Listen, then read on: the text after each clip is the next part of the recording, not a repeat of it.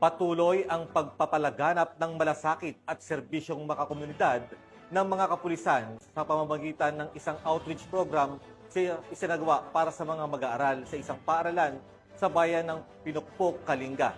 Yan ang balitang hatid ni Patrolwoman Myra Biran.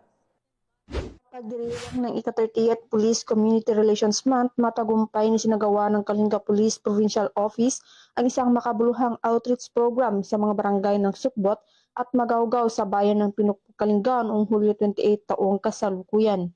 Ang aktibidad ay pinangunahan ni Provincial Director Police Colonel James D. Mangili at ng Police Community Affairs and Development Unit, katuwang ang mga stakeholders na may temang sa bagong Pilipinas ang gusto ng pulis ligtas ka, na layong mapalakas ang ugnayan ng kapulisan at ng komunidad.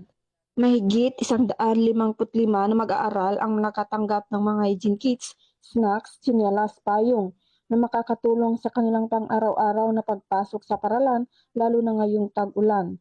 Tampok din sa aktibidad ang information drive kung saan tinalakay sa mga estudyante ang mga sensitibong issue tulad ng illegal na droga, good at bad touch bilang bahagi ng pagpapalaganap ng kalaman at proteksyon sa kabataan. Patuloy naman ang Kalinga PPO sa kanilang pagsusumikap na maglingkod at magtaguyod ng ligtas na pamainan sa pamamagitan ng sama-samang pagkilos para sa tamang serbisyo para sa lahat ng kanilang nasasakupan. Mula dito sa Baguio City, ako ang inyong TNN correspondent, Patrolwoman Myra Beran, alagad ng batas, tagataguyod ng Balitang Pulis.